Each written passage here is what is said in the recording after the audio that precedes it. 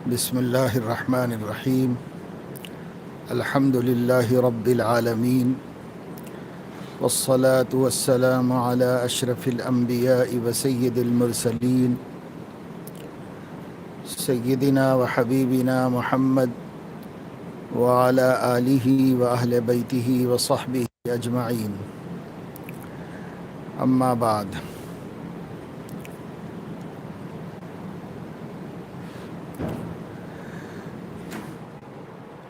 قال الله تبارك وتعالى: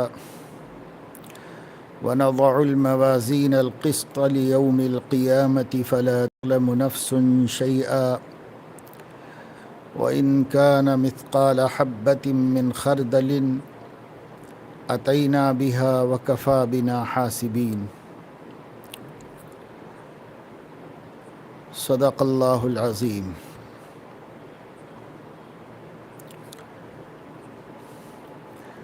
قال النبي صلى الله عليه وسلم: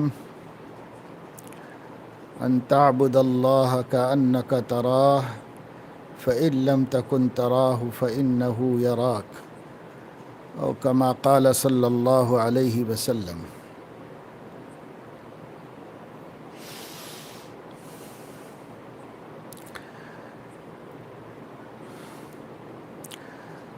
آج کے درس کا عنوان ہے المراقبۃ والمحاسبہ.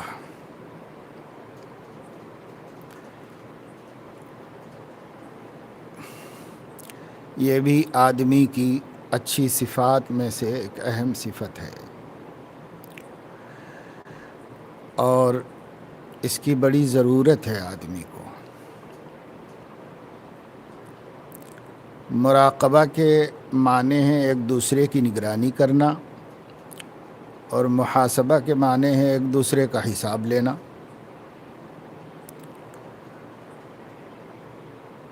یہاں جو دوسرا ہے وہ ہماری اپنی شخصیت ہے اور اپنا آپ ہے. اسی کا محاسبہ کرنا، اسی کی نگرانی کرنا اور اسی کا حساب لینا. مراقبہ عمل کے دوران ہوتا ہے اور عمل کے بعد میں بھی ہوتا ہے، اور اسی طرح حساب ہے. مراقبہ کی لغوی تعریف تو نگرانی کرنے کی ہے، لیکن طریقت کی اصطلاح میں، شریعت کی اصطلاح میں مراقبہ کہتے ہیں استدامت علم العبد باطلاع الرب علیہ فی جمیع احوالہ. یہ اس کی تعریف ہے.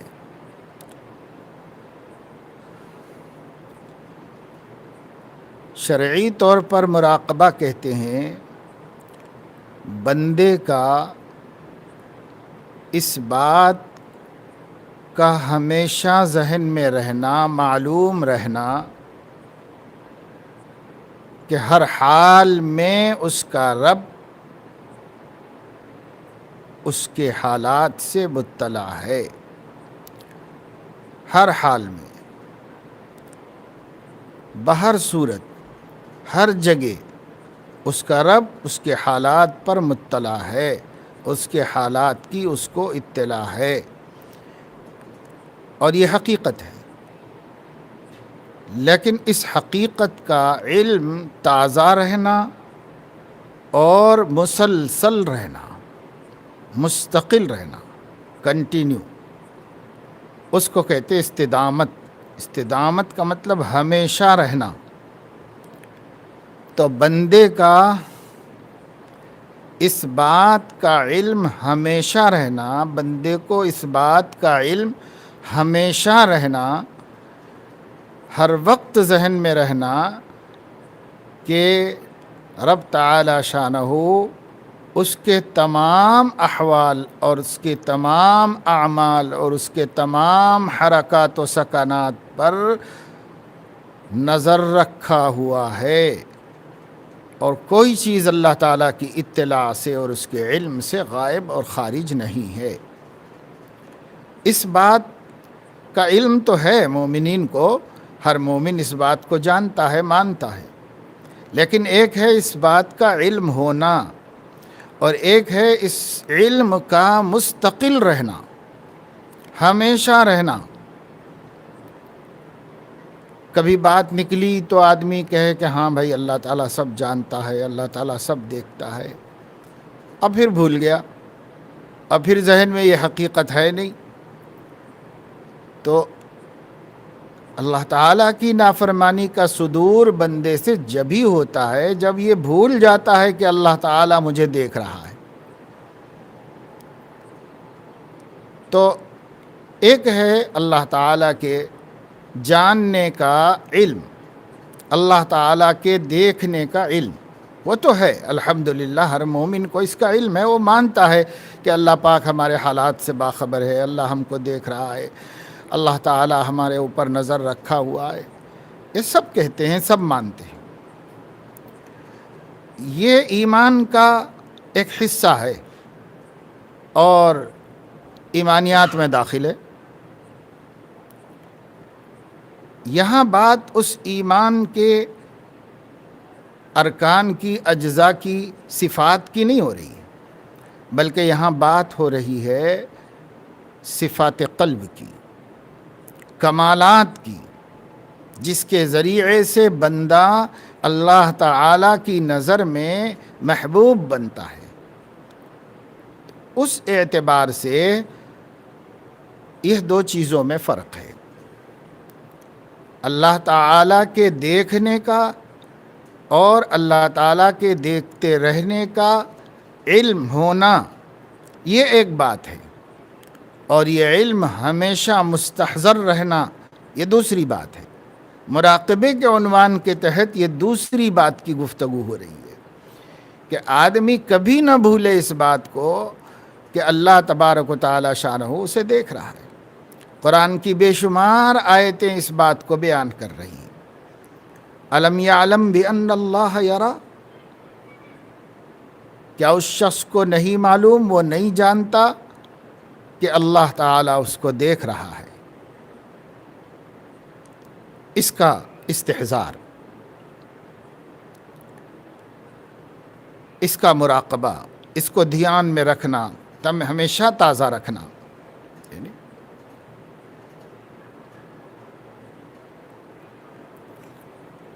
اور قرآن کریم میں اللہ رب العزت نے فرمایا ہے کہ حضرت لقمان نے اپنے بیٹے سے کہا، یا بنی انہا ان تک مثقال حبۃ من خردل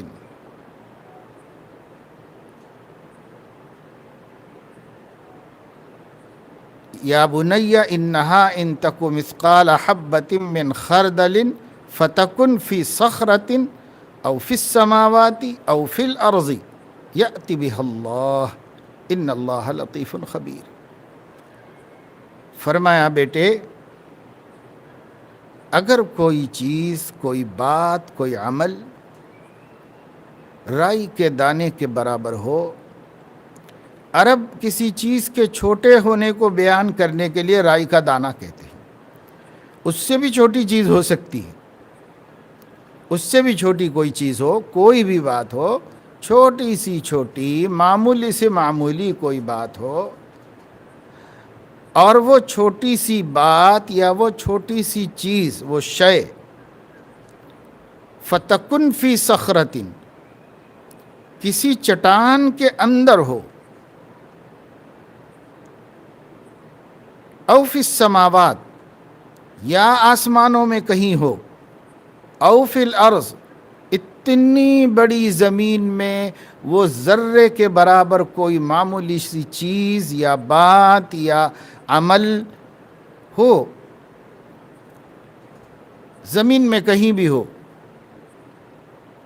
یأتی بہ اللہ، جب حساب کتاب کا وقت آئے گا اللہ اس کو بھی لے کے آئے گا، چاہے کہیں چھپائی گئی ہو اور چاہے کتنی حقیر ہو، معمولی ہو، نہ نظر آنے والی ہو، نہ دکھائی دینے والی ہو، کچھ بھی ہو، آپ کو نہیں نظر آ سکتی، آپ کے دیکھنے کی صلاحیت محدود ہے، لیکن اللہ کے علم میں ہے، اللہ کی نظر میں ہے، اللہ پاک اس کو لے کر آئے گا۔ کیوں؟ ان اللہ لطیف خبیر، اللہ بہت باریک بین اور باخبر ہے، کوئی چیز اس کی نظر سے چھپ نہیں سکتی، کوئی چیز اس کی نظر سے چوک نہیں سکتی، ایسا اللہ کا دیکھنا ہے۔ اور جب اللہ تعالیٰ ہر وقت آدمی کو دیکھ رہا ہے، اگر اس کو ہر وقت استحضار ہو، استدامت علم العبد، بندے کے علم مسلسل ہو، کنٹینیو جانتا ہو، اور ذہن میں یہ بات تازہ ہو کہ اللہ تعالیٰ ہر چھوٹی بڑی بات سے باخبر ہے، دیکھ رہا ہے، سن رہا ہے، اور وہ کہیں چھپا دی جائے اور کہیں بھی ضائع کر دی جائے، چاہے کہیں، چاہے چٹان کے اندر چھپا دی جائے اور چاہے زمین میں دھسا دی جائے، چاہے آسمانوں میں رکھ دی جائے، یأتی بہ اللہ ان اللہ لطیف خبیر، اللہ اسے لے کر آ جائے گا حساب کے وقت میں۔ اللہ تعالیٰ بہت باریک بین اور باخبر ہے، لطیف بہت باریک بین ہے، اور خبیر باخبر ہے، ہر چیز سے، ہر عمل سے، ہر بات سے باخبر ہے اللہ رب العزت۔ جب اس بات کا استحضار ہوگا اور یہ بات ہمیشہ تازہ رہے گی اور یہ بات ذہن سے کبھی محو نہیں ہوگی اور ذہن سے کبھی غائب نہیں ہوگی، تب پھر اس آدمی کی زندگی اور اس کے اعمال، اس کے اخلاق، اس میں جمال پیدا ہو جائے گا اور اس میں کمال پیدا ہو جائے گا، اس لیے کہ اللہ تعالیٰ کی نظر کے سامنے وہ اپنے عمل کو خراب نہیں کر سکتا، وہ اپنے بدعملی اور نافرمانی اور گناہوں میں مبتلا نہیں ہو سکتا۔ اس لیے مراقبے کے معنی ہے اس عقیدے کا ہمیشہ مستحضر ہونا۔ یہ عقیدہ تو ہے ہر مسلمان کا، لیکن ہونا کافی نہیں ہے، استحضار کا ہونا، مسلسل یہ عقیدہ تازہ رہنا اور ذہن میں محفوظ رہنا۔ ظاہر ہے کہ یہ کام مشق کر کے سیکھنے کا ہے، خود بخود تو نہیں ہوگا۔ انسان فطری طور پر ذہول اور نسیان کا مریض ہے، بھول جاتا رہتا ہے، بھولتا رہتا ہے، لیکن اگر مشق کرے گا تو مشق کرنے سے جیسے بہت سی چیزیں دھیان میں رہ سکتی ہیں، اسی طرح یہ بھی دھیان میں رہے گا۔ بھول نہیں ہوتی، کوشش کرنے سے انسان کے ذہن کی تربیت ہو جاتی ہے۔ قرآن مجید میں فرمایا گیا کہ اللہ تبارک و تعالی شانہ جو بھی تم کہہ رہے ہو اس کا نگراں ہے اور اسے سن رہا ہے۔ ما یلفظ من قول الا لدیہ رقیب عتید، بندے کی زبان سے کوئی بات نہیں نکلتی مگر یہ کہ ایک نگراں اس پر گھات لگا کر کے، نشانہ لگا کر کے ٹھہرا ہوا ہے، اور وہ نگراں اس لفظ کو جیسے ہی منہ سے نکلے اپنے حساب کے کھاتے میں لے لیتا ہے۔ ایک صحابی نے حضور علیہ السلام سے پوچھا کہ یا رسول اللہ، کیا ہماری زبان سے نکلنے والی باتوں کا بھی حساب ہوگا؟ تو حضور علیہ السلام نے فرمایا کہ نادان انسان، جہنم میں گردنوں کے بل یا ان کے منہوں کے بل پھینکے جانے والے لوگوں کی اکثریت اس زبان کی وجہ سے جہنم میں جا رہی ہے۔ تو زبان کا معاملہ جو لفظ زبان سے نکلے گا، الا لدیہ رقیب عتید، وہیں پر ایک رقیب نگراں موجود ہے جو اس کو فوراً. ایک جگہ فرمایا ام یحسبون انا لا نسمع سرهم ونجواهم بلا ورسلنا لدیہم یکتبون. کیا لوگ یہ سمجھ رہے ہیں کہ ہم ان کے بھیدوں کو نہیں جانتے، ہم ان کی سرگوشیوں کو نہیں جانتے، کانا پھوسی کو، چپکے سے کوئی آدمی کسی آدمی کے کان میں کچھ کہہ دے، اس کو سرگوشی کہتے ہیں. تو ظاہر ہے کہ ایک دوسرا بازو بیٹھا ہوا وہ سن ہی نہیں پایا، تو اسے کیا پتا کہ اس نے اس سے کیا کہا ہے، وہ دونوں ہی جانتے ہیں. لیکن اللہ فرما رہے ہیں کہ کیا لوگ یہ سمجھ رہے ہیں کہ ان کی سرگوشیوں کو اللہ بھی نہیں جانتا؟ تو یہ بڑی غلط فہمی کی بات ہے. انہیں معلوم ہونا چاہیے وَرُسُلُنَا لَدَيْهِمْ يَكْتُبُونَ، ہم تو سن ہی رہے ہیں، ہمارے بھیجے ہوئے فرشتے وہیں ان کے مونڈھوں پر بیٹھے ہوئے ہیں جو اس کو لکھ بھی رہے ہیں، صرف ریکارڈ میں لے رہے ہیں. جو بولے گا، جو بھی بولے گا، چاہے وہ سرگوشی ہو چاہے کچھ. اب کبھی آدمی اپنے دل کے اندر بھی کچھ باتیں پکاتا ہے، اللہ تعالیٰ نے اس کو بھی صاف کر دیا قرآن مجید میں، اور ارشاد فرمایا اور جگہ جگہ فرمایا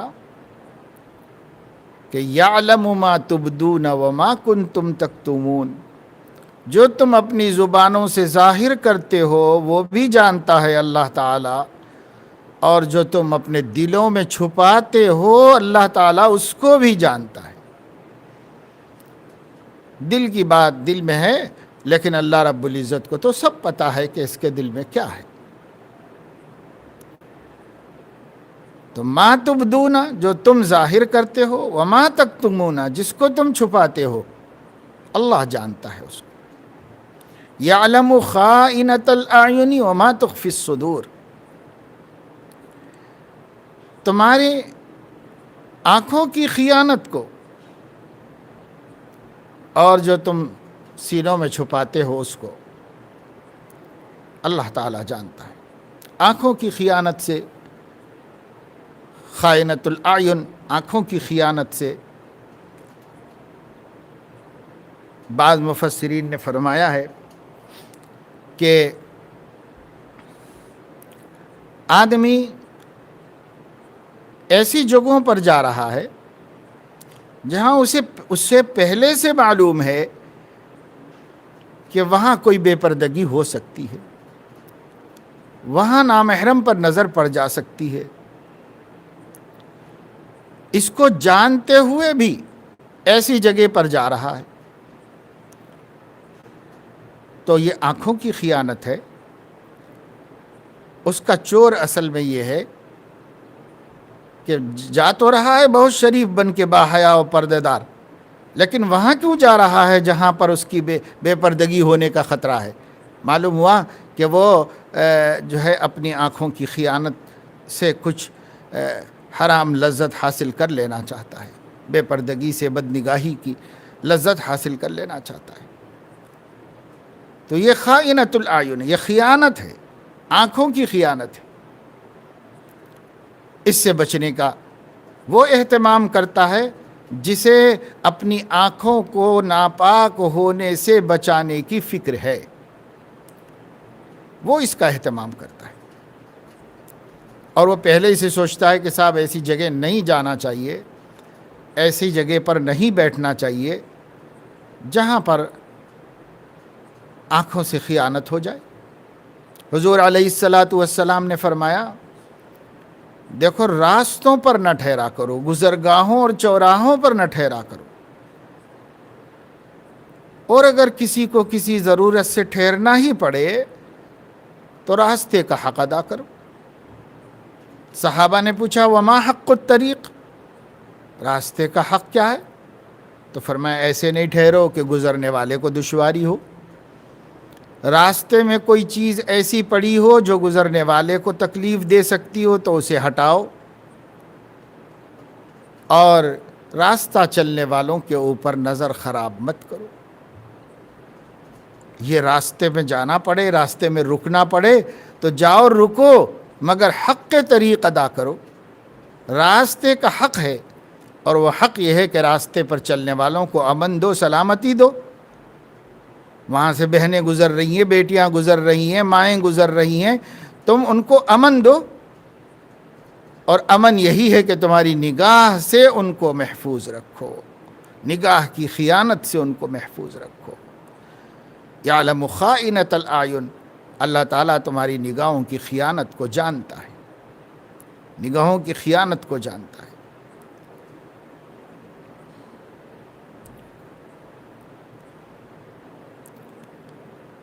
بعض مشائخ نے فرمایا ہے کہ آدمی کبھی دیندار ہوتا ہے اور دین کی فکر بھی ہوتی ہے اسے، لیکن نفس تو طرح طرح سے بہکاتا ہے اور طرح طرح سے آدمی کو خراب کرتا ہے۔ تو بازاروں میں جا رہے ہیں، راستوں میں اور یہاں وہاں، مجمعوں میں، شادی کی جگہوں میں، تقریبات کی جگہوں میں، تو بیٹھے ہوئے ہیں اور آنے جانے والی اور کھیلنے کودنے والی لڑکیوں پر نگاہیں خراب کر رہے ہیں، سواریوں سے اترنے والوں پر نگاہیں خراب کر رہے ہیں، اندر جانے والوں پر۔ اور اس کا بھی ڈر لگا ہوا ہے کہ بھائی ہم دیکھنے میں تو بڑے دیندار آدمی لگتے ہیں، تو دوسرا آدمی کہیں اس کو دیکھ نہ لے، بھانپ نہ لے، اور کہیں وہ یہ نہ سمجھے کہ صاحب یہ مولوی صاحب کو دیکھو اتنی بڑی داڑھی رکھے ہوئے ہیں، عورتوں کو گھور رہے ہیں۔ تو اس سے بچنے کے لیے آپ کیا سہارا لے رہے ہیں کہ لوگوں سے کہہ رہے ہیں کہ دیکھو عورتوں کا کیا حال ہو گیا اس زمانے میں، دیکھو کیسی بے پردگی عام ہو رہی ہے۔ تو گویا کہ آپ عبرت حاصل کر رہے ہیں، حالانکہ اپنے نفس کو حرام لذت حاصل کر رہے ہیں، اور دوسرے لوگوں کو تہمت کا موقع نہ ملے اور دوسرے لوگ ہم سے ہمارے بارے میں ہمارے اس گناہ پر مطلع نہ ہو جائیں۔ تو فرماتے ہیں کہ ہاں تمہارے اس تبصرے سے ہو سکتا ہے کہ بھولے بھالے لوگ یہ سمجھیں کہ مولوی صاحب بڑے درد مند ہیں، امت کے حالات بگڑ رہے ہیں، اس لیے ان کو بہت درد ہو رہا ہے، بڑی تکلیف ہو رہی ہے۔ لیکن جو اللہ تعالیٰ کا علم ہے وہاں آپ اپنی بات بنا کر کے دھوکہ نہیں دے سکتے۔ اللہ کے علم کو کیا کرو گے؟ تو یعلم خائنۃ الاعین، نگاہوں کی خیانتوں سے اللہ تعالیٰ باخبر ہے۔ اسی طرح بعض مفسرین نے فرمایا چل تو رہا ہے سامنے دیکھتے ہوئے، لیکن ادھر ادھر کرنکھیوں سے بد نگاہی بھی کر رہا ہے۔ تو کہا یہ خیانت ہے آنکھوں کی، چوریاں آنکھوں کی اور سینوں کے راز، چوریاں آنکھوں کی اور سینوں کے راز، سب کو تو جانتا ہے اے بے نیاز۔ اللہ تعالیٰ سب جانتے ہیں۔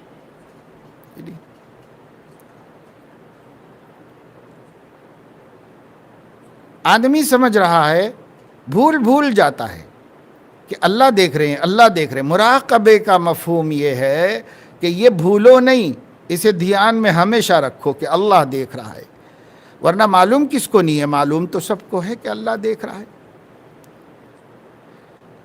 اس لیے یہ ایک آنکھ کی بات ہے، لیکن مراقبہ کیا جاتا ہے سارے اعضاء و جوارح کا، سب کی نگرانی کرو۔ کان کیا کر رہا ہے، دماغ کیا کر رہا ہے، زبان کیا کر رہی ہے، ہاتھ کیا کر رہے ہیں، پیر کیا کر رہے ہیں، سب کی نگرانی رکھو۔ یہ مراقبہ ہے، ہمیشہ یہ دھیان، اللہ مجھے دیکھ رہا ہے، اللہ مجھے دیکھ رہا ہے۔ پہلے زمانے میں مشائخ تربیت کے طور پر اپنے مریدین کو مراقبہ کے لیے بٹھاتے تھے۔ بھئی کسی جگہ آدمی یکسوئی سے بیٹھ جائے اور وہاں کوئی شور شغب نہ ہو اور دھیان کے بٹنے کے اسباب نہ ہوں، اور وہاں یکسوئی سے یا اندھیرا ہے اور خاموش کہیں بیٹھا ہوا ہے کسی گوشے میں، اب دھیان ادھر ادھر کہیں نہیں بٹ رہا ہے، تو وہ دھیان میں ایک بات کو بٹھاؤ، وہ یہ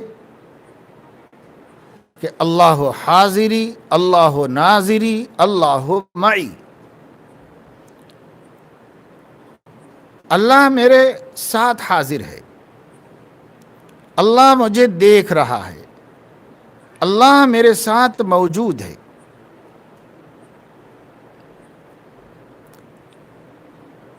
بعض لوگوں کو متاخرین میں اللہ تعالیٰ کے حاضر ہونے کے سے اختلاف ہوا ہے، لیکن ناظر ہونے اور ساتھ ہونے میں تو کسی کا بھی اختلاف نہیں۔ اور اللہ تعالیٰ کا حاضر ہونا بھی اگر تھوڑا سا آدمی بات کو سمجھے تو اس سے بھی کوئی اختلاف کی ضرورت نہیں ہے، کیونکہ اللہ تعالیٰ ایک ایسی ہستی ہے جو کہیں سے غائب نہیں، کسی جگہ سے بھی غائب نہیں ہے۔ اللہ تعالیٰ تو ہر جگہ حاضر ہے، جو غائب نہیں ہے وہ حاضر ہے۔ اور معیت تو قرآن مجید میں جگہ جگہ بتائی گئی، وَهُوَ مَعَكُمْ أَيْنَمَا كُنْتُمْ، تم کہیں بھی ہو اللہ تمہارے ساتھ ہے۔ مَا يَكُونُ مِن نَجْوَى ثَلَاثَةٍ إِلَّا هُوَ رَابِعُهُمْ، 3 آدمی بیٹھ کر سرگوشی کر رہے ہوں، یعنی بالکل وہ لوگ خفیہ میٹنگ کر رہے ہوں۔ نجوا کہتے ہیں سرگوشی کو، سرگوشی میں نے ابھی بتایا، سر کو کہتے ہیں، گوش کان کو کہتے ہیں۔ سرگوشی کا مطلب یہ کہ ایک آدمی اپنا سر اس کے کان میں لے جا کے بول رہا ہے، وہاں قریب میں جا کر، اس کو سرگوشی کہتے ہیں، اس کو عربی میں نجوا کہتے ہیں۔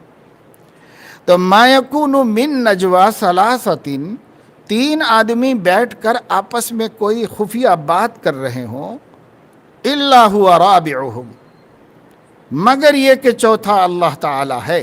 وہ 3 ہی نہیں ہے، وہ 4 بیٹھ کے بات کر رہے ہیں۔ ولا خمسۃ الا هو سادسهم، اور 5 بیٹھ کے بات کر رہے ہیں تو چھٹا وہاں اللہ تعالی موجود ہے۔ ولا ادنی من ذالک، 3 سے کم یعنی دونوں بیٹھ کے بات کر رہے ہوں اور سرگوشی کر رہے ہوں تو تیسرا اللہ تعالی ہے۔ ولا اکثر، اور اس سے زیادہ ہو جائے۔ اللہ نے 3 کی مثال دی، ایک 5 کی مثال دی۔ 3 اور 5 کی مثال دینے کے بعد فرمایا وہ 3 سے کم یعنی 2 بھی ہوں تب بھی، ولا اکثر من ذالک، اس سے زیادہ ہو جائیں، اب 5 7 9 10 20 25 جتنے بھی ہوں، جتنے بھی لوگ کہیں پر ہوں گے، اور بلکہ ایک آدمی بھی کہیں پر ہوگا تو اس کو یہ مان لینا چاہیے کہ اس کا دوسرا اللہ تعالیٰ ہے۔ 2 ہیں تو تیسرا اللہ ہے، 3 ہیں تو چوتھا اللہ ہے، 4 ہیں تو 5واں اللہ ہے، 5 ہیں تو چھٹا اللہ ہے۔ ولا ادنی من ذالک ولا اکثر الا هو معکم، اللہ تعالیٰ ضرور ان کے ساتھ موجود ہے۔ تو یہ اللہ تعالیٰ کی معیت تو قرآن مجید کی نص قطعی سے ثابت ہے۔ معیت سے کیا مراد ہے کہ بھائی جیسے ہمارا جسم ایک اور آدمی کا جسم بازو میں ہو تو کہتے ہیں وہ ہمارے ساتھ ہے، عربی میں اس کو مع کہتے ہیں، ساتھ ہے۔ تو اللہ تعالیٰ بھی کوئی جسم ہے نعوذ باللہ جو ہمارے ساتھ ایک چوتھا 5واں بن کے بیٹھا ہوا ہے؟ نہیں، معیت کا مطلب یہ ہے کہ اللہ تعالیٰ کو یوں سمجھو کہ وہ تمہارے ساتھ ایک اور عدد ہے، یوں سمجھو، اتنا اللہ تعالیٰ تمہارے اوپر غالب ہے، اور اتنا اللہ تعالیٰ تمہیں گھیرے ہوئے ہے، احاطہ کیے ہوئے ہے، تمہیں جانتا ہے، تمہیں سن رہا ہے، تمہیں دیکھ رہا ہے، اور تم سے جیسے کوئی اپنے ساتھ ہی بیٹھا ہوا ہو، اس طرح اللہ تعالیٰ تمہارے ساتھ ہے۔ وَهُوَ مَعَكُمْ أَيْنَمَا كُنْتُمْ، کہیں رہو، اللہ کی معیت سے آدمی نکل نہیں سکتا۔ ان اللہ مع المحسنین، نیکوکاروں کے ساتھ اللہ ہے۔ یہ معیت مطلب نصرت اللہ کی اس کے ساتھ میں ہے۔ اسی طریقے سے اللہ تبارک و تعالی شانہ نے قرآن مجید میں جگہ جگہ اپنی معیت کا ذکر کیا ہے، قرب کا ذکر کیا ہے۔ قرب کو بتاتے ہوئے فرمایا ہے انہ یحول بین المرء وقلبہ، اس کے آدمی اور آدمی کے دل کے درمیان میں اتنا قریب ہے۔ اور قرب بتاتے ہوئے فرمایا ہے اقرب الیہ من حبل الورید، اس کی شہرک سے بھی زیادہ اللہ تعالیٰ اس سے قریب ہے۔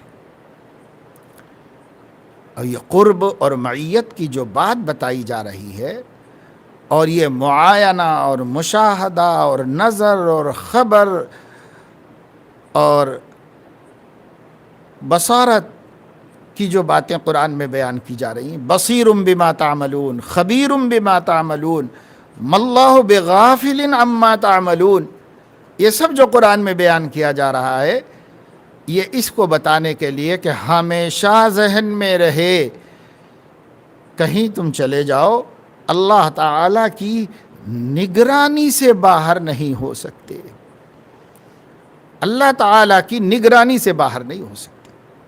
دیکھ رہے ہیں اللہ، ہر جگہ دیکھ رہا ہے، ہر جگہ دیکھ رہا ہے۔ تو پہلے مشائخ مشق کراتے تھے کہ بھائی کسی جگہ بیٹھ جاؤ، ایک کمرے میں چلے جاؤ، اندھیرا کر لو اور وہاں تھوڑی دیر بیٹھ جاؤ تاکہ دھیان ادھر ادھر نہ جائے، اس لیے کہ آنکھ کسی چیز کو دیکھتی ہے تو دھیان بٹ جاتا ہے۔ حضور اکرم صلی اللہ تعالی علیہ وسلم نے نماز پڑھی ایک کپڑے پر جس پر ڈیزائن بنے ہوئے تھے، نقش و نگار تھا۔ نماز کے بعد آپ نے وہ ہٹوا دیا اور حضرت عائشہ سے فرمایا کہ بھائی یہ اٹھاؤ، یہ کپڑا اور اس کے نقش و نگار جو ہیں وہ میری نماز کے دھیان کو منتشر کر رہے تھے۔ تو آنکھ جب دیکھتی ہے تو انتشار رہتا ہے۔ آپ دیکھیے نابینا جو ہے اس کو ہر بات یاد رہتی ہے اور بہت بہت پختگی کے ساتھ یاد رہتی ہے، یہاں تک کہ وہ اپنا چلا ہوا راستہ دوبارہ چل لیتا ہے بغیر کسی رہبر کے۔ وجہ اس کی یہ ہے کہ اس کو دکھتا نہیں ہے نا، تو دھیان منتشر نہیں ہوتا، تو جو بات سنتا ہے تو ایک ہی دھیان سے سنتا ہے، ایک ہی طرف توجہ کر سکتا ہے، وہ دوسری طرف اور 10 طرف نہیں کر سکتا، تو حافظہ پورا ساتھ دیتا رہتا ہے اس کا۔ اور آنکھ والوں کو ایسا ہے کہ صاحب ادھر دیکھتا ادھر اور ادھر دیکھتا ہے، ادھر سے ادھر، ادھر سے ادھر دھیان جاتا رہتا ہے۔ تو ایک جگہ کہیں خاموش بٹھا دیا جہاں دھیان نہ بٹے، اور ایک کلمہ دے دیا، ایک عقیدہ دے دیا، بھائی اس پہ غور کرتے رہو، اللہ میرے ساتھ ہے، اللہ مجھے دیکھ رہا ہے، اللہ کی نظر ہر جگہ سے ہے، جہاں رہتا ہے اللہ تعالیٰ بلند و بالا ہے، بے شک ہم کثیف ہیں، اللہ لطیف ہے، اللہ کا ہمارا کوئی جوڑ ساجھا نہیں ہے، لیکن اللہ تعالیٰ فرما رہا ہے کہ تم بس یہ دھیان میں رکھو، تم کہیں بھی ہو میں تمہارے ساتھ ہوں، میرا پیچھا تم چھڑا نہیں سکتے، مجھ سے آزادی تم حاصل نہیں کر سکتے، میں تو ساتھ ہی ہوں تمہارے ہر جگہ، کتنی خلوت میں چلے جاؤ، اکیلے میں چلے جاؤ۔ تو کبھی تربیت کے لیے اور ٹریننگ کے طور پر اس کی مشق بھی کرنی پڑتی ہے کہ دھیان بن جائے، اور جب دھیان بن جائے تو پھر کام میں لگو، اپنے کام لگا رہے گا آدمی، اللہ تعالیٰ کے دیکھنے کا استحضار اس کو رہے گا، مستقل رہے گا، ہر حال میں رہے گا، کبھی وہ فراموش نہیں کرتا۔ اور جیسے کتابوں میں لکھا ہوا ہے کہ مشائخ اپنے زیر تربیت لوگوں کی تربیت کرنے کے بعد اگزام بھی لیتے رہتے تھے، امتحان بھی چلتے رہتا تھا، کیونکہ امتحان ہر جگہ ہے، اللہ خود امتحان لے رہا ہے زندگی کا، امتحان سے کوئی بندہ بچا ہوا نہیں، تو امتحان لیتے تھے، ہر سبق کے بعد امتحان ہے، ہر ٹریننگ کے بعد امتحان ہے۔ اب انہوں نے ٹریننگ دی اس کو، اپنے مریدین کو، کہ بھائی اللہ تعالیٰ دیکھ رہا ہے، اللہ تعالیٰ دیکھ رہا ہے، ہر جگہ دیکھ رہا ہے، علم یعلم بأن اللہ یرا، کیا اس بندے کو نہیں معلوم کہ اللہ اسے دیکھ رہا ہے؟ اب اس کی مشق کرائی، مراقبہ کرایا، خوب دھیان میں بٹھایا۔ اب امتحان لینے کے لیے لوگوں سے فرمایا دیکھو بھائی سب لوگ ایک ایک چھری لے لو، ایک پرندہ لے لو، مرغی لے لو اور چھری لے لو، اور یہاں سے چلے جاؤ اور کسی ایسی جگہ پر ذبح کر کے لاؤ جہاں کوئی نہ دیکھ رہا ہو۔ تو لوگوں نے پرندہ لیا اور چھری لی، کوئی گیا کمرے کے اندر، دروازے بند کر لی، کھڑکیاں بند کر لی، اسے ذبح کر کے لے آیا۔ کوئی کسی دیوار کے پیچھے چلا گیا، وہاں سے جا کے ذبح کر کے لے آیا۔ کوئی کہیں اور اوٹ میں چلا گیا، کوئی صحرا میں نکل گیا جہاں لوگوں کے آوک جاوک نہیں ہے، کسی جگہ پر دیکھا چوطرف کوئی بھی نہیں ہے، وہاں ذبح کر کے جلدی سے لے آیا۔ تو لوگ لاتے رہے، کوئی 1 گھنٹے کے بعد، کوئی 2 گھنٹے کے بعد، بہرحال لوگ حکم کی تعمیل ہوتی رہی۔ ایک مرید تھا، وہ شام کو واپس آیا اور پرندہ بھی زندہ لے کے آ گیا. کہا ارے میاں تم کہاں غائب ہو گئے اور اتنی دیر کے بعد آئے ہو اور وہ بھی کہیں کام بھی نہیں کیا, ویسے ہی زندہ پرندہ لے کے آئے. کہنے لگے کہ جناب علی آپ کی شرط یہ تھی کہ ایسی جگہ ذبح کرو جہاں کوئی نہ دیکھ رہا ہو. تو میں کمرے میں گیا, اندر سے بند کر لیا تو اللہ پاک دیکھ رہے تھے. صحرا میں گیا تو اللہ دیکھ رہے تھے. پہاڑ پہ چڑھا اللہ دیکھ رہے ہیں. نیچے اترا اللہ دیکھ رہے ہیں. غار میں گیا اللہ دیکھ رہے. کہیں بھی گیا اللہ تو دیکھ رہے. اور آپ کی شرط یہ تھی کہ جہاں کوئی نہ دیکھ رہا ہو. تو بس میں شام تک ڈھونڈتا رہا, ایسی جگہ مجھے کہیں نہیں ملی جہاں کوئی نہ دیکھ رہا ہو, اس لیے میں واپس آ گیا اور اس کو ذبح بھی نہیں کر سکا. تو فرمایا دیکھو اتنی لوگوں کی تربیت ہوئی اور ایک پاس ہوا, دھیان بن گیا کہ اللہ دیکھ رہا ہے, ہر جگہ اللہ دیکھ رہا ہے, اللہ دیکھ رہا ہے, اللہ دیکھ رہا ہے. اس کا دھیان بن گیا تھا, اس لیے کہیں اس کو چوک نہیں ہوئی. جہاں بھی گیا وہ اللہ کا دیکھنا یاد رہا کہ اللہ تو دیکھ رہا ہے, اللہ تو دیکھ رہا ہے. حدیث پاک میں آتا ہے کہ حضور اکرم صلی اللہ تعالی علیہ وسلم نے فرمایا کہ تم اپنی ضرورت سے بیت الخلاء جاتے ہو, جہاں بھی جاتے ہو بیت الخلاء, کھلی جگہ پر بھی اس زمانے میں جاتے تھے. آپ کی حیات طیبہ کے آخری دور میں گھروں میں بیت الخلاء بنانے کا سلسلہ ہوا. اس سے پہلے تو ازواج مطہرات بھی دور چلی جاتی تھی, کہیں صحرا میں جا کے فارغ ہو کے ضروریات سے آیا کرتی تھی. تو آپ صلی اللہ علیہ وسلم نے فرمایا جب اپنی ضرورت کی مجبوری سے تمہیں کپڑا سطر پر سے بدن پر سے ہٹانا پڑتا ہے, کچھ تو بدن کا حصہ ایسا ہے کہ جس کے کھلنے میں کوئی حیا نہیں, لیکن بدن کا کوئی حصہ ایسا ہے جس کا کھلنا حیا کے خلاف ہے.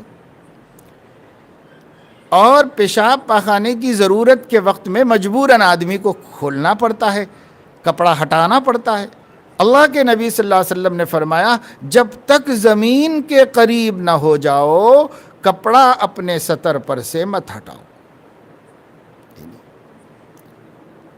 کیونکہ اگرچہ کہ تم نے دروازہ بند کر لیا اور کوئی بھی نہیں ہے تمہارے باتھ روم میں, ٹوائلٹ میں کوئی بھی نہیں ہے, تم اکیلے ہی ہو, دروازہ بند کر لیا, پر اللہ تعالیٰ کی نظر سے تو کہیں بھی کوئی بچا ہوا نہیں ہے.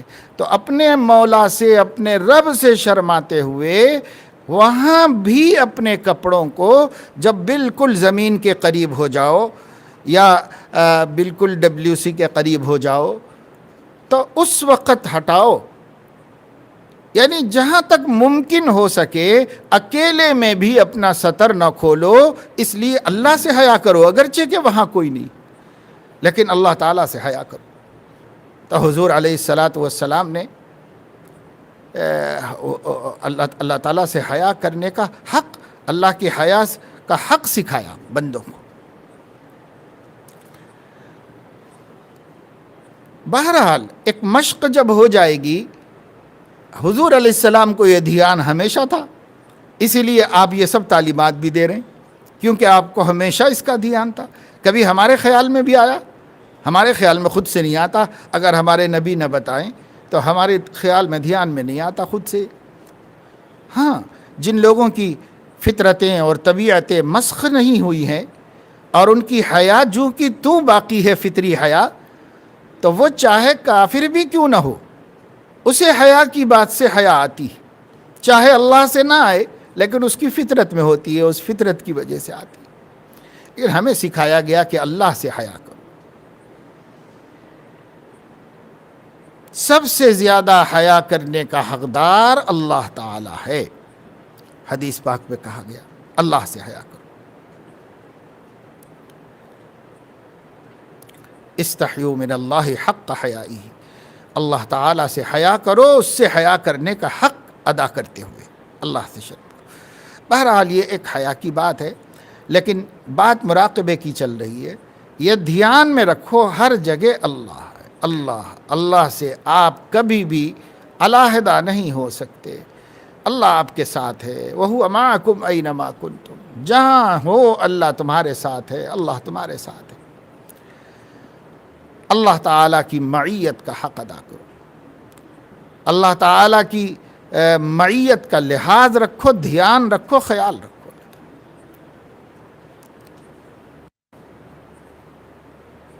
اس کو کہتے مراقبہ۔ اس بات پر ایمان تو ہے، لیکن اس کی مشق کر لینا کہ یہ بات کبھی بھی ذہن سے اوجھل نہ ہونے پائے۔ ہمیشہ اپنا دھیان میں یہ بات رہے، اللہ میرے ساتھ ہے، اللہ تعالیٰ مجھے دیکھ رہا ہے، میں اللہ کی نگرانی میں ہوں، اللہ کی نظر میں ہوں۔ بس یہ ہر وقت آدمی کو اس کا دھیان حاصل ہو جائے۔ اس دھیان کو حاصل کرنے کا نام مراقبہ ہے۔ اس کے لیے کچھ دن کوشش کرنی پڑتی ہے، دھیان کو جمانا پڑتا ہے، پھر جب وہ دھیان جم جائے گا تو پھر کہیں رہو، کسی حال میں رہو، یہ بات ذہن سے نہیں نکلتی کہ اللہ مجھے دیکھ رہا ہے، اللہ مجھے دیکھ رہا ہے۔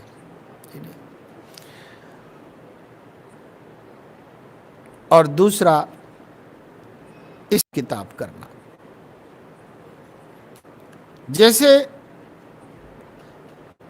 جب آدمی کسی کے ساتھ کاروبار کرتا ہے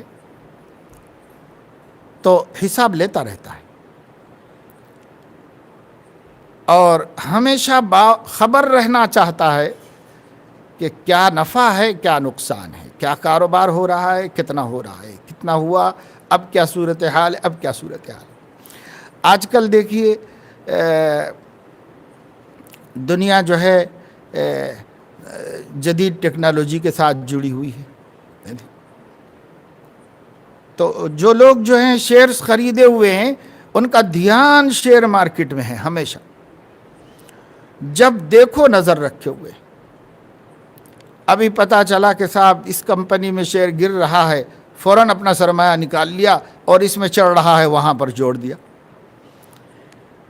کچھ لوگ تو یہی کام کرتے رہتے ہیں بیٹھ کے، ان کا دھندہ کاروبار یہی کہ صاحب نظر رکھے ہوئے ہیں، بیٹھے ہوئے ہیں کمپیوٹر پر، اپنے لیپ ٹاپ پر بیٹھے ہوئے ہیں، برابر شیئر مارکیٹوں میں گھوم رہے ہیں بیٹھ کر کے ایک جگہ، اور نقصان کا خطرہ لگا ہوا ہے، برابر نظر رکھے ہوئے ہیں۔ یہاں ویلیو کم ہو رہی ہے، فوراً یہاں سے نکالو، یہاں ویلیو بڑھ رہی ہے، یہاں لگاؤ، اور اپنے نفع کو بڑھاتے رہو، خسارہ ہونے مت دو۔ یہ جو فکر ہے اس کو محاسبہ کہتے ہیں۔ چونکہ زندگی میں بھی آدمی تجارت کر رہا ہے، قرآن خود کہتا ہے یا ایھا الذین آمنوا هل ادلکم علی تجارۃ تنجیکم من عذاب علیم، ہم بتائیں تمہیں ایک تجارت؟ 2 کوڑی کی تجارتیں تو سب کر رہے ہیں، اللہ فرما رہا ایمان والو میں ایک تجارت بتاتا ہوں تم کو، ایک بزنس میں سکھاتا ہوں، اور یہ بزنس کا نفع 2 کوڑی نہیں ہے، 4 روپے نہیں ہے، ڈالر نہیں ہے، ریال نہیں ہے، اس کا نفع، اس کا جو نفع ہے وہ تنجیکم من عذاب علیم، دردناک عذاب سے اللہ کے تمہیں بچائے، وہ نفع ہے اس تجارت کا۔ وہ تجارت بتاؤں؟ اور پھر اس کے بعد اللہ تعالیٰ نے بتایا تؤمنون باللہ ورسولہ، سب سے پہلے اللہ رسول پر ایمان لے آؤ، وتجاہدون فی سبیل اللہ باموالکم وانفسکم، اور اب اپنی جان اور اپنا مال لے کر اس کی رضا اور خوشنودی کی جو ہمہ ہمی ہے، زندگی کی جو سرگرمیاں ہیں، صبح و شام کی جو ہماری ایکٹیویٹیز ہیں اور ہمارے افعال و اعمال ہیں، یہ سب کیا ہیں؟ اللہ فرما رہے یہ تجارت ہیں۔ اور تجارت کیوں فرمایا؟ اس لیے فرمایا کہ جہاں بھی تجارت ہوگی وہاں پر اگر محاسبہ نہیں ہوگا تو خسارے میں پڑنے کا اندیشہ ہے، اور اگر محاسبہ ہو تو خسارے سے بچیں گے، بلکہ نفع حاصل کریں گے اور فائدہ حاصل کریں گے۔ تو جب تمہاری زندگی کی ایکٹیویٹیز تجارت ہیں، تمہاری زندگی کے اعمال اور حرکات و سکنات ایک بزنس ہیں، تو تم اس کے اوپر کڑی نظر رکھے رہو اور برابر حساب کتاب کرتے رہو، تاکہ تم اپنی تجارت میں نقصان اور لاس کے شکار نہ ہو جاؤ۔ لاس سے سب ڈرتے ہیں۔ کل میں نے آیت پڑھی تھی، اس کے اندر اللہ تعالیٰ نے تجارت کے ساتھ کیا جوڑا؟ وَتِجَارَةٌ تَخْشَوْنَ كَسَادَهَا، تمہارے وہ بزنس جس کے کساد بازاری یا جس کے ٹھنڈے پڑنے جانے یا جس کے گراف نیچے گرنے اور نقصان ہونے سے تمہیں ڈر لگتا ہے۔ کوئی اپنی تجارت میں خسارہ نہیں چاہتا۔ تخشون کسادہا، سب لاس سے ڈرتے ہیں، سب ڈرتے ہیں، سب ڈرتے ہیں۔ تو اللہ فرما رہے ہیں کہ زندگی بھی دیکھو تجارت ہے، اب لاس کا خطرہ دھیان میں ہمیشہ رکھو۔ جیسے دنیا کی ہر تجارت میں نقصان ہونے کا ڈر لگا رہتا ہے عقل مند تاجر کو، بے وقوف کو اس کا خطرہ نہیں ہے، اور وہ جب ڈوبنے کے بعد اسے پتہ چلتا ہے کہ میں تو سر سے پیر تک ڈوب گیا پورا کاروبار۔ لیکن جو عقل مند ہے تخشون کسادہا، ڈرتا رہتا ہے لاس نہ ہو جائے، نقصان نہ ہو جائے، اس پہ نظر رکھا ہوا رہتا ہے۔ فائدہ ہو یہ اس کی ترجیح ہے، فائدہ نہ ہو سکے تو کم سے کم نقصان بھی تو نہ ہو، میرا راس المال، میری پونجی، میری اصل تو باقی رہے، اس کا حساب کتاب۔ اس لیے قرآن نے زندگی کی ہماری تمام تر محنتوں کو تجارت سے تعبیر کیا۔ اور دوسری جگہ قرآن مجید میں فرمایا ہے کہ منافقین کے بارے میں فرمایا کہ یہ بھی تجارت کر رہے ہیں، اپنے کو مسلمان کہہ رہے ہیں اور عمل بھی کر رہے ہیں اور آ کے نماز بھی پڑھ رہے ہیں مسلمانوں کے ساتھ اور نبی کے ساتھ جہاد میں بھی جا رہے ہیں، اور یہ سب کار خیر جو ہیں وہ مفادات دنیاویہ کے لیے کر رہے ہوتے تھے منافقین، کہ بھائی ہمیں بھی مسلمان شمار کر لیا جائے تو جو کچھ بیت المال سے ملتا رہے گا، یا جو تحفظ کا فائدہ ہے، یا جو کسی سے لڑائی ہو جائے تو مدد کا فائدہ ہے، یا جہاد کے بعد مال غنیمت میں حصے کا فائدہ ہے، بس ان فوائد کے خاطر یہ لوگ اپنے کو مسلمان کہتے تھے۔ اذا لقوا الذین آمنوا قالوا آمنا واذا خلوا الى شیاطینہم قالوا انا معکم، جب مسلمانوں سے ملتے تو کہتے بھائی ہم بھی مسلمان ہیں، اور جب کافروں میں جاتے تو کہتے کہ ارے ہم تمہارے ساتھ ہیں، یہ کہتے ہیں۔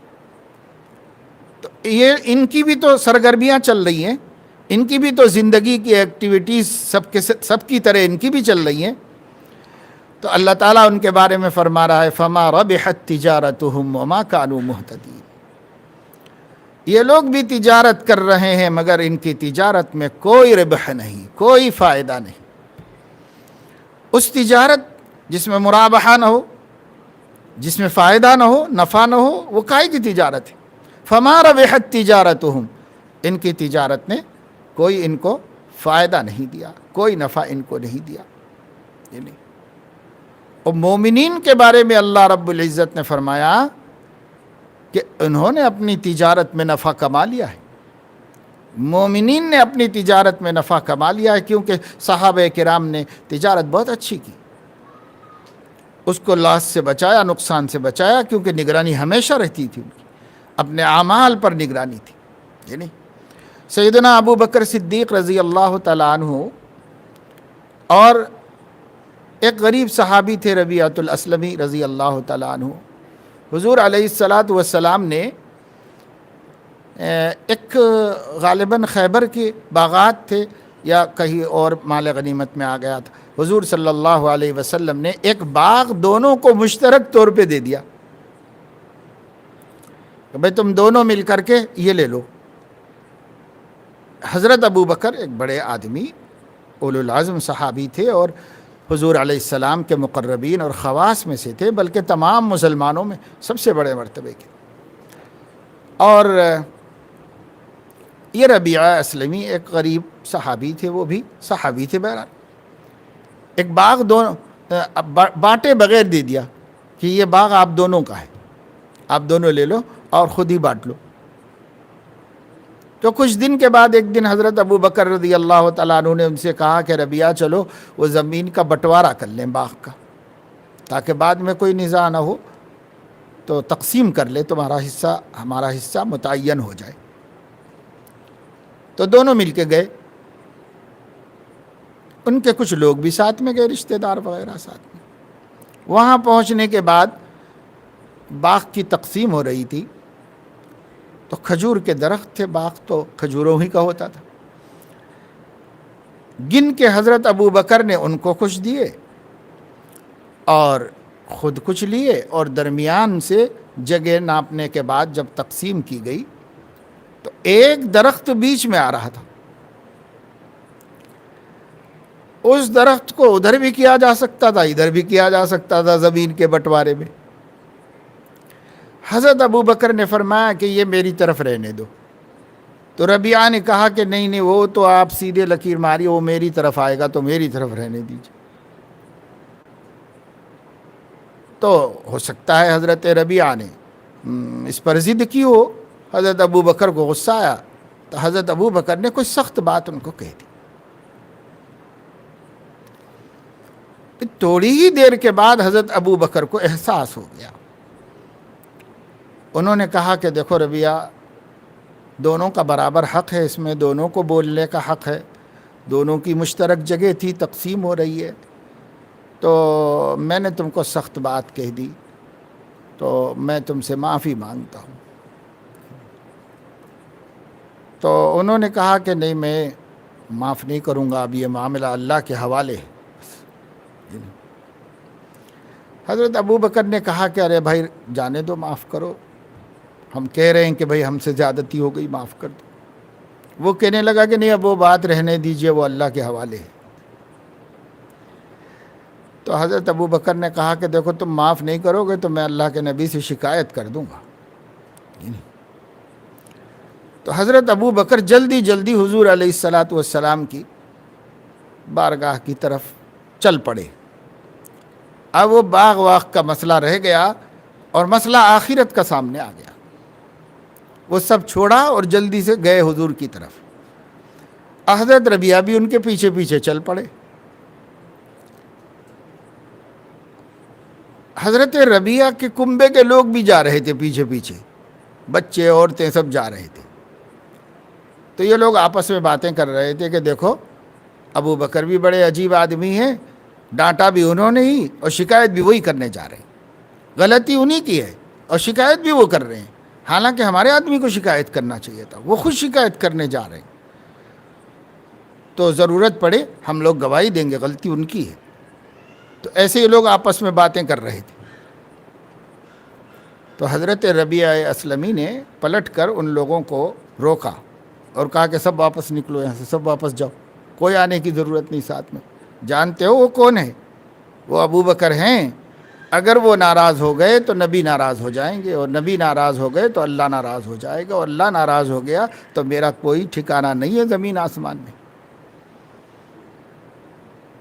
تو خیر اب جذبات کی بات تھی کہ انہوں نے معاف نہیں کیا، باقی حضور کی خدمت میں پہنچ گئے اور حضور علیہ السلام نے سفارش کر کے معاف کروا دیا۔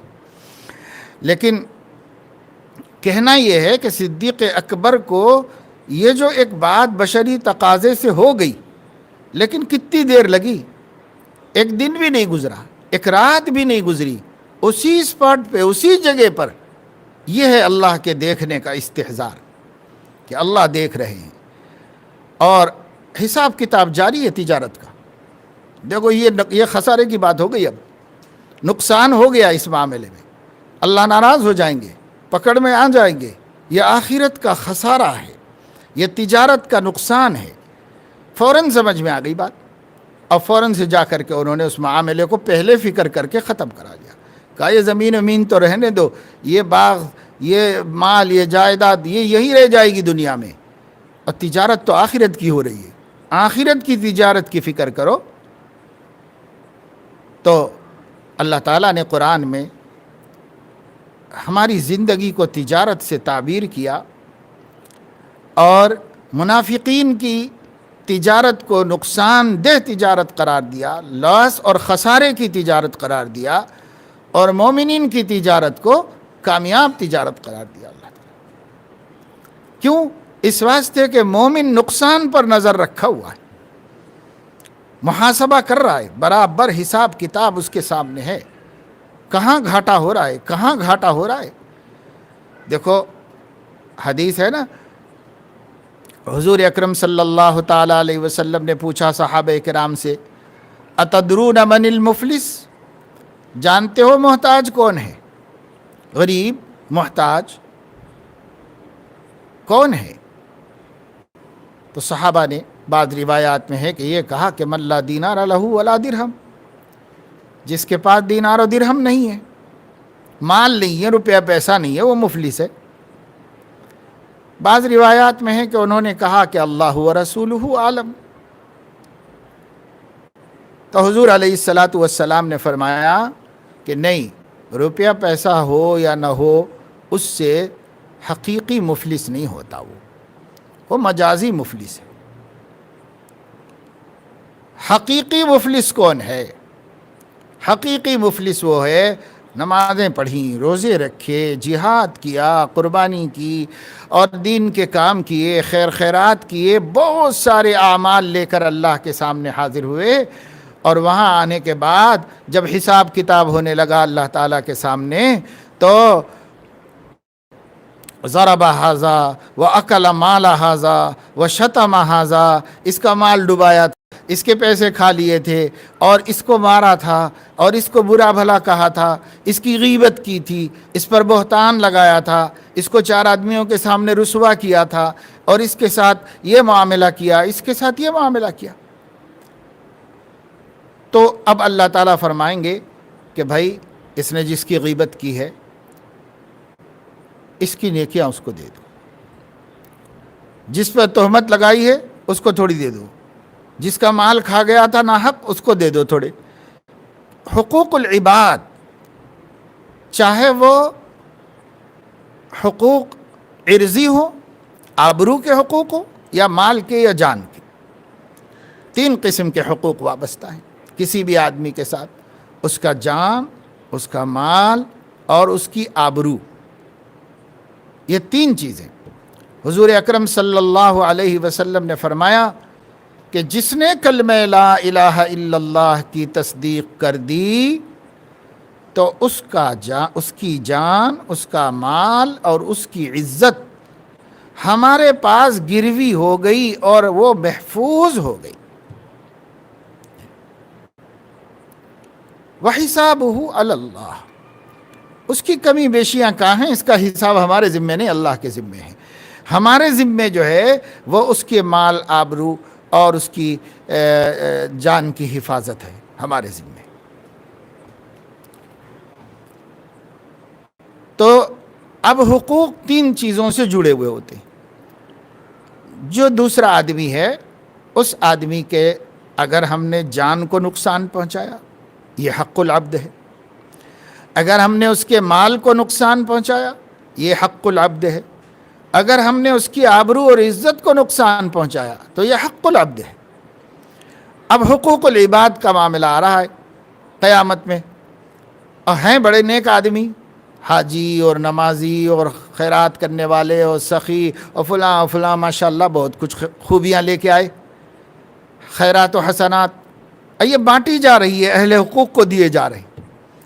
دیتے دیتے دیتے اگر دوسروں کے حقوق ادا ہو گئے تب تو ٹھیک ہے، اور اگر نہیں ادا ہوئے تو اللہ تعالیٰ فرماتے ہیں کہ دیکھو اور کچھ ہیں اس کی نیکیاں، اس کی نیکیاں تو ختم ہو گئی، سب دینے دلانے میں چلی گئی۔ تو اچھا ٹھیک ہے، ان کے گناہ اس پہ ڈالو، ان کے گناہوں کا وبال اس کے کھاتے میں ڈالا جائے گا۔ حضور علیہ السلام نے فرمایا سنو، دیکھو لوگو، یہ ہے مفلس، کتنا کما کے لے گیا تھا عبادتیں اور نیکیاں، اور وہاں گیا تو قلاش ہو گیا، کچھ نہیں بچا اپنی بخشش کے لیے اور اپنے اعمال نامے میں رکھوانے کے لیے، ساری نیکیاں دینے دلانے میں چلی گئی۔ آج ہم بہت آسانی سے لوگوں کو تانے دے دیتے ہیں، لوگوں کو شرمندہ کر دیتے ہیں، لوگوں کے دل دکھا دیتے ہیں، لوگوں کو زبان تو ایسی چلتی ہے کہ بھائی زبان چلی کسی کا دل ٹکڑے ٹکڑے ہو گیا، زبان چلی اور کسی کا دل پارا پارا ہو گیا۔ ارے تو کچھ نہیں سمجھتے، کمال سمجھا جا رہا ہے ہماری بہنوں میں، تو اس کو کمال سمجھا جا رہا ہے۔ عورتیں کہہ رہی صاحب یہ تو بہت ہوشیار ہے، بہت، میں اس کو ایسا بول دی، میں اس کو ایسا بول دی، بس تو بڑا کمال سمجھ رہے اس کو۔ کیا کمال ہے یہ؟ ارے اس کمال سے تو قیامت میں قلاش ہو جاؤ گے، اور اگر بشرطے کہ اعمال بھی ہوں خوب، اور اگر اعمال بھی نہ ہوں، اپنے ویسے ہی نیکیاں جیسے ہیں، سب کو پتہ ہے کہ ہمارا کیا حال ہے نیکیوں کا۔ کیا یہ تو نبی اس کی بات کہہ رہے ہیں، بہت سی نیکیاں لے کے آیا ہے، اور ساتھ میں حقوق العباد کا دھیان نہیں رکھا، خیال نہیں رکھا زندگی میں۔ آج ہم دینداری کثرت نوافل کو سمجھتے ہیں۔ بہت نیک آدمی ہے، بہت نیک عورت ہے، بہت نیک خاتون ہے، بہت عبادت کر رہی ہو تو بہت نیک ہے، بہت عبادت کر رہا ہو تو بہت نیک ہے۔ اچھی طرح سمجھ لو میرے بھائیوں اور بہنوں کہ چاہے ہماری عبادت صرف فرائض واجبات کی ہو، لیکن ہمارے وجود سے دوسرے انسانوں کو تکلیف نہ پہنچے تو بخشش ہو جائے گی۔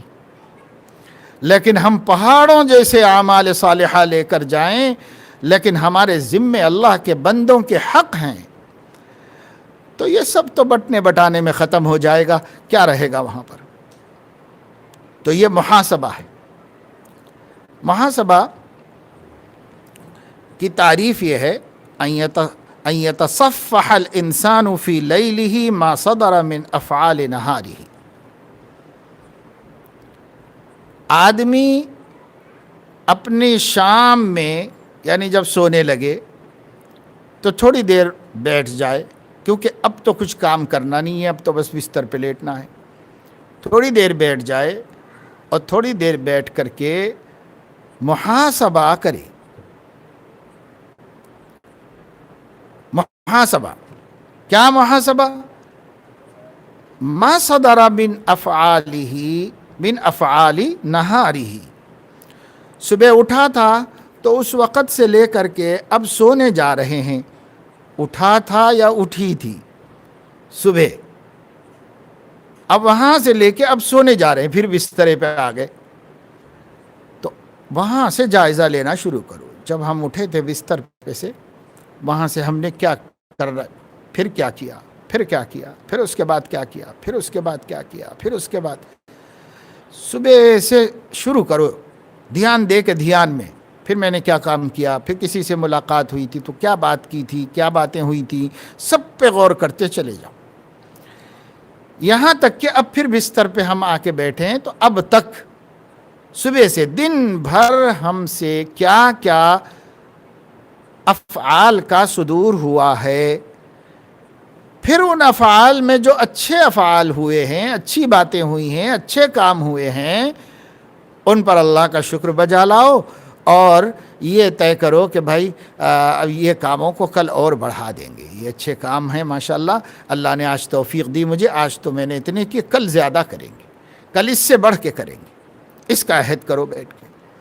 اور جو بری باتیں یاد آ گئیں، غلط کام یاد آئے، کرتے وقت میں دھیان نہیں گیا ہوگا، لیکن اب سمجھ میں آیا کہ صاحب ارے یہ تو نہیں ہونا چاہیے تھا، یہ بات میں نے کہی تھی، یہ تو نہیں کرنی چاہیے تھی، اب فلاں بات ہو گئی تھی ٹیلی فون پر، وہ تو فلاں کی غیبت ہو گئی تھی، توبہ غیبت کر دی تھی میں نے آج، تو اب یہ غیبت تو مجھ سے نہیں ہونی چاہیے تھی، تو اب دو کام کرنے، ایک تو یہ ہے کہ اس کی تلافی کیسے ہو، اس کا انتظام کرو، اللہ سے تو توبہ کر ہی لو، اور جس کا حق ہے، آبرو کا معاملہ ایسا ہے کہ اگر اس کو پتہ چلا ہے کہ آپ نے اس کو بے آبرو کیا تھا، تب تو اس سے بھی معافی مانگو، اور اگر اس کو پتہ نہیں چل سکا تھا تو غائبانہ طور پر اس کے لیے دعائے مغفرت کرو، اللہم اغفر لی ولہو، اللہم اغفر لی ولہا، جو بھی جس کی بھی کی ہو، اے اللہ میری بھی بخشش کر دیجیے، فلاں کی بھی جس کو میں نے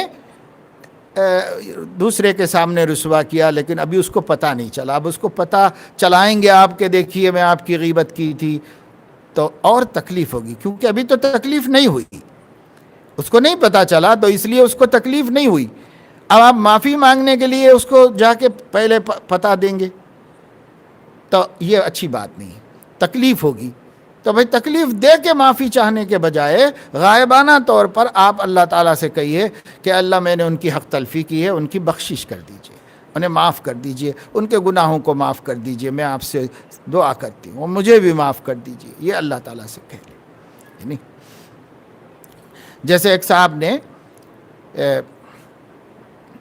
حضرت حکیم الامت رحمۃ اللہ علیہ سے کہا، مرید تھے، تربیت کے لیے آئے ہوئے تھے، چائے پینے کے لیے چائے خانے میں گئے تھے،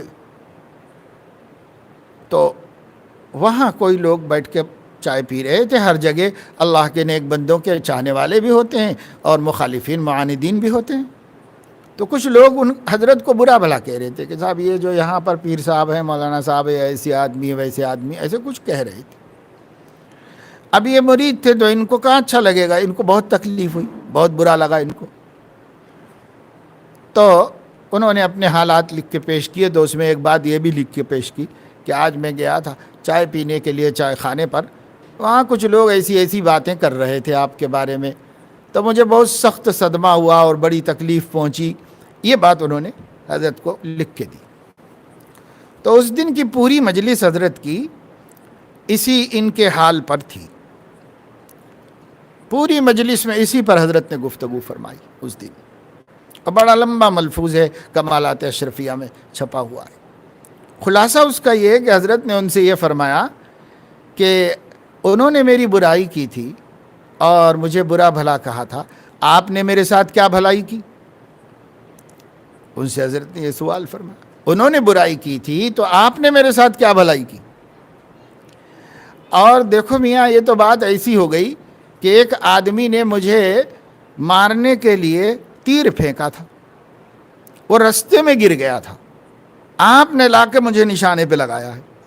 یعنی یہ تو ایسا ہو گیا، ایک آدمی نے مجھے نشانہ بنایا، تیر پھینکا، وہ تیر پوری دور تک آ نہیں سکا، مجھ تک پہنچا نہیں، رستے میں کہیں گر گیا، تو آپ نے اٹھا کے لا کے وہ ہمارے سینے میں لگایا ہے نشتر۔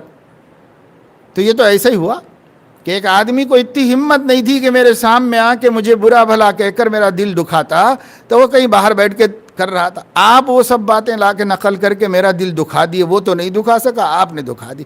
صاحب یہ کیا خیر خائی ہوئی میرے ساتھ آپ کی؟ تو بڑا شوق ہوتا ہے لوگوں کو کہ صاحب اگر کسی نے کسی کی برائی کی ہے تو جا کے اب بولنا ہوں، اس کا بڑا شوق ہوتا ہے۔ ایک مرتبہ حضور علیہ الصلاۃ والسلام سے کے سامنے بھی ایک صحابی سے ایسی غلطی ہوئی، کسی منافق نے کچھ کہہ دیا تھا کہ حضور علیہ الصلاۃ والسلام نے جو مال تقسیم کیا ہے تو یہ تقسیم جو ہے یہ عدل کے ساتھ نہیں ہوئی۔ انہوں نے آ کے حضور سے کہہ دیا کہ ایک آدمی کہہ رہے ہیں کہ آپ کی یہ تقسیم عدل کے ساتھ نہیں ہوئی۔ تو حضور علیہ السلام کو بڑی تکلیف ہوئی، آپ نے ارشاد فرمایا کہ اللہ کا نبی بھی عدل نہیں کرے گا تو پھر کون کرے گا؟ اور پھر اپنی تکلیف کو تسلی کے لیے فرمایا کہ اللہ موسیٰ پر رحم فرمائے، ان کے لوگوں نے اس سے بھی زیادہ ستایا تھا اور انہوں نے صبر کر لیا تھا، میں بھی صبر کر لیتا ہوں۔ تو اس دکھ سے حضور نے یہ بات فرمائی تھی کہ وہ صحابی کہتے ہیں کہ مجھے بڑا احساس ہوا کہ مجھ سے غلطی ہوئی، اور میں نے طے کر لیا کہ آئندہ کوئی تکلیف والی بات سنوں گا تو آ کے نقل نہیں کروں گا، کیونکہ وہ تو نہیں دے سکا تھا نبی کو تکلیف، میرے نقل کرنے سے تکلیف ہو گئی نبی پاک صلی اللہ علیہ وسلم۔ تو لوگ اس کو بڑی خیر خواہی سمجھتے ہیں کہ صاحب اگر ان کے سامنے کوئی برائی کرے تو اب بے چین ہیں کہ کب ان کو فون کریں اور کب جا کے ملے اور کب ان کو پہنچا دیں کہ فلاں آپ سے یہ کہہ رہے تھے۔ کبھی فون پہ کسی نے، کیونکہ اب تو ہمارے اخلاق بہت خراب ہے، کسی کا فون آیا اور اس نے کسی سے کہا کہ دیکھیے ایسے ویسے کسی کی شکایت کر دی، تو ابھی فون رکھنے ہی کی دیر ہے، انہوں نے فون کاٹا اور ہم نے فون ملا کے ادھر اطلاع کر دی۔ یعنی اتنی بے چینی رہتی ہے لوگوں کو ان کی تکلیف دہ چیزیں پہنچانے کی۔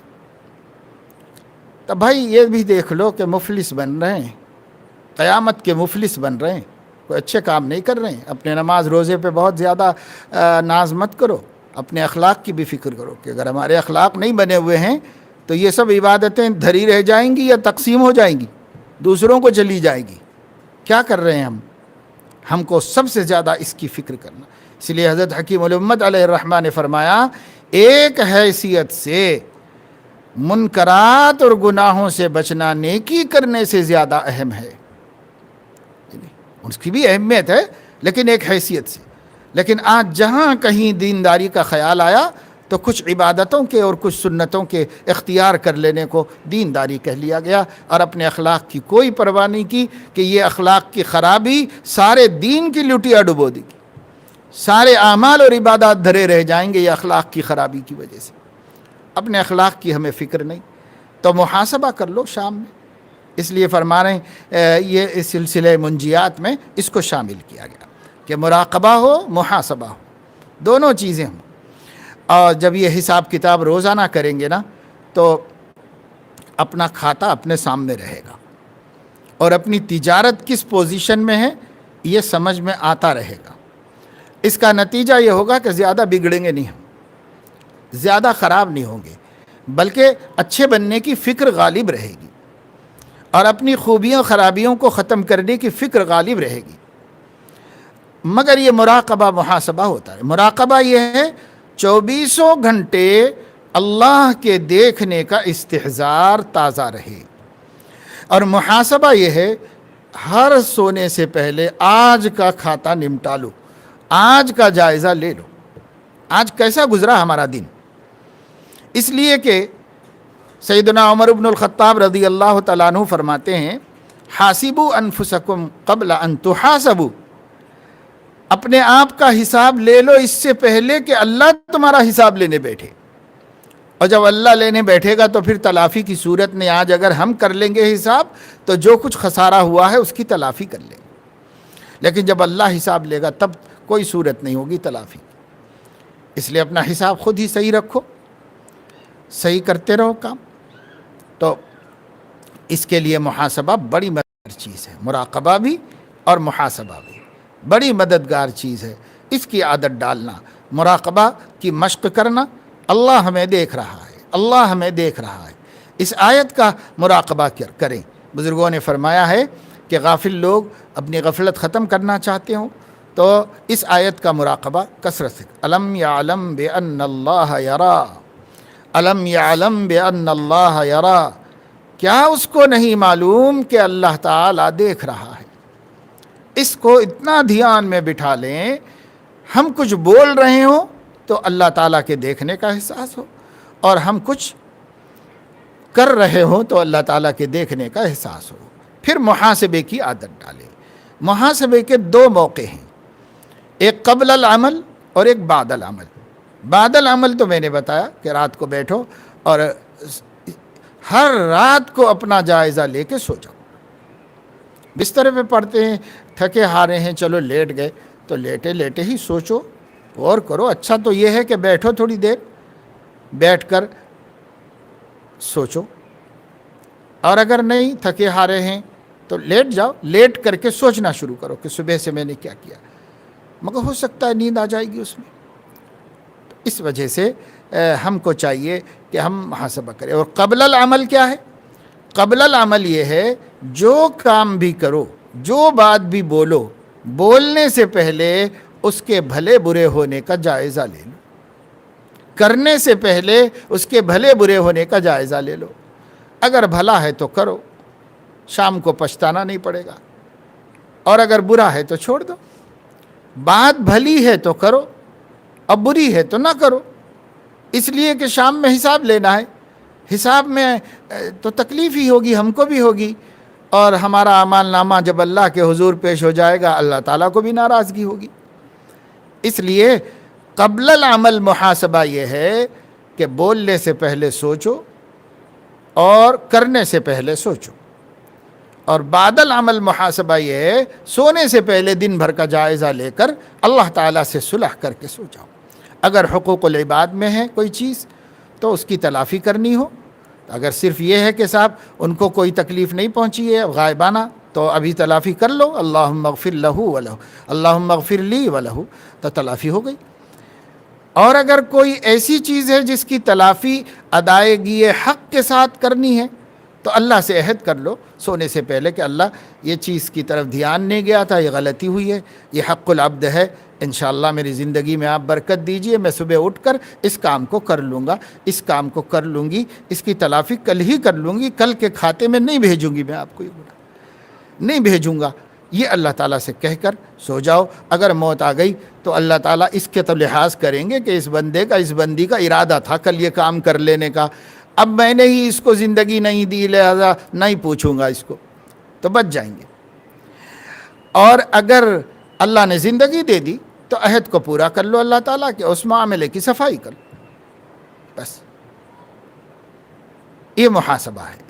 تو آج کا عنوان تھا المراقبہ والمحاسبہ۔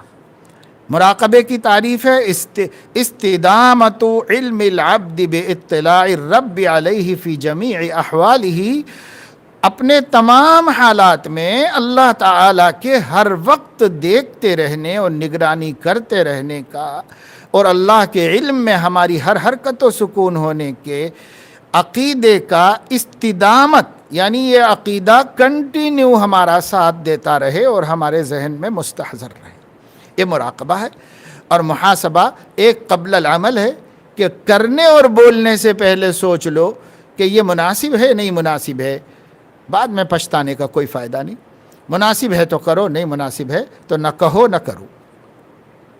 اور بعد العمل یہ ہے کہ سونے سے پہلے جائزہ لے کے سو جاؤ، اور جب اتنا اچھا کام کرتے ہوئے ہم سو جائیں گے کہ سب جائزہ لیا اور جو اچھے کام کی توفیق ہوئی آج دن میں، تو شکرانہ اللہ کا، اللہ میں کہاں سے کر سکتا تھا، آپ نے توفیق دی تو یہ کام ہو گیا، شکر ادا کریں گے تو مزید توفیق ملے گی۔ اور استغفار کریں گے وہ چیزوں سے جو ہم سے لغزشیں ہو گئیں، کوتاہیاں ہو گئیں، تو اتنے اچھے کام کے ساتھ سوئیں گے تو ہمارا کھاتا بند ہوگا بڑے اچھے عمل کے اوپر۔ تو اللہ تعالیٰ اگر اس رات ہم اللہ کے پاس چلے گئے، بڑا اللہ بھی ہمارا لحاظ فرمائیں گے، بڑی رعایت فرمائیں گے اللہ تعالیٰ۔ اور حدیث پاک میں ہے کہ آدمی جس عمل کو کرتا ہوا سوتا ہے، صبح تک اسی عمل کے اندر شمار ہوتا ہے، جو عمل کرتے ہوئے سوئے۔ اگر آپ ذکر کرتے ہوئے سو جائیں، صبح تک ذکر کرنا لکھا جائے گا۔ اگر آپ تلاوت کرتے ہوئے سو جائیں تو صبح تک تلاوت کرنا شمار ہوگا۔ اگر آپ مطالعہ کرتے ہوئے سو جائیں تو صبح تک مطالعہ کرنا شمار ہوگا۔ اگر آپ قرآن کریم سنتے ہوئے سو جائیں تو صبح تک قرآن کریم سننے والے شمار ہوں گے۔ اگر آپ گناہ کے کام کرتے ہوئے سو جائیں گے خدا نخواستہ، تو پھر صبح تک اس گناہ ہی کے اندر مبتلا ہوں گے۔ کوئی موسیقی سن رہا ہے، موسیقی کے ساتھ سو گیا تو نیند لگ گئی، اب تو سننے کا فائدہ تو ختم ہو گیا۔ لیکن یہ ہے کہ صبح تک میوزک میں مبتلا شخص گانے سنتا ہوا سو گیا، صبح تک گانے سن، حالانکہ ابھی تھوڑی 10 منٹ میں سو گیا، سنا تو 10 منٹ 5 منٹ ہی، لیکن شمار ہو رہا ہے صاحب پورے 8 گھنٹے 6 گھنٹے 7 گھنٹے رات، تمام گناہوں کے اندر آدمی مبتلا اس کے اندر۔ یا لغو العیانی میں ہو تو لغو العیانی میں۔ تو آدمی کو یہ سوچنا چاہیے کہ بھائی وہ سوتے وقت کیا کر رہا ہے، سوتے وقت محاسبہ کر کے سو جاؤ، یا ذکر کرو، محاسبے سے فارغ ہونے کے بعد اللہ اللہ کرتے ہوئے سو جاؤ، دعا پڑھتے ہوئے سو جاؤ، تلاوت کرتے ہوئے سو جاؤ۔ تو ہمارا آخری عمل وہ ہونا چاہیے جو اللہ تعالیٰ کا پسندیدہ عمل ہو، ہمارا آخری عمل اللہ کے ناپسندیدہ عمل نہیں ہونا چاہیے۔ حضور اکرم صلی اللہ علیہ وسلم نے دعا فرمائی تو دعا میں کہا، اے اللہ میرا سب سے اچھا دن آخری دن بنا دیجیے، اور سب سے اچھی گھڑی آخری گھڑی کو بنا دیجیے، اور سب سے اچھا عمل آخری عمل کو بنا دیجیے۔ تو دعا تو مانگو، جو غیر اختیاری ہے اس میں اللہ مدد کر دے گا کہ ہمارا آخری عمل اچھا ہی ہو جائے گا۔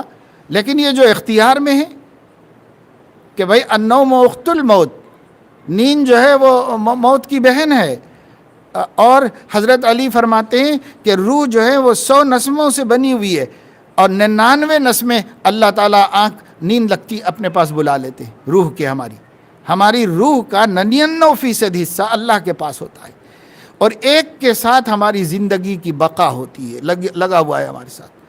اور اگر ہم کو اللہ تعالیٰ زندہ رکھنا ہے تو وہ 99 بھیج دیتے ہیں، اور اگر نہیں تو اس کو روک کر یہ ایک بھی بلا لیتے ہیں وہیں پر اللہ تعالیٰ۔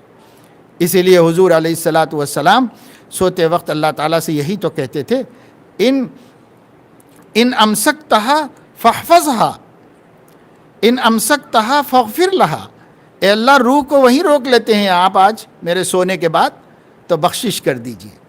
وَإِنْ أَرْسَلْتَهَا فَاحْفَظْهَا، اور اگر پھر بھیجتے ہیں مہلت حیات دیتے ہیں تو پھر مجھے حفاظت کیجئے اس طرح جس طرح آپ اپنے نیک بندوں کی حفاظت کرتے ہیں۔ بسمک ربی وضعت جنبی وبک ارفعہ ان امسکت نفسی فاغفر لها وَإِنْ أَرْسَلْتَهَا فَاحْفَظْهَا كَمَا تَحْفَظُ بِهِ عِبَادَكَ الصَّالِحِينَ، ایسی میری اگلے دن حفاظت فرمائیے جیسے آپ اپنے نیک بندوں کی حفاظت کرتے۔ کیا کیا مانگ کے سوتے تھے حضور علیہ السلام، ہم کو تو دعا بھی یاد نہیں رہتی، اور آج کل تو بھائی موبائل ہی میں سو جاتا ہے آدمی، کیسی لغو لا یعنی مصروفیت میں۔ اللہ توفیق عمل نصیب فرمائے، آمین۔ وآخر دعوانا ان الحمد للہ رب العالمین۔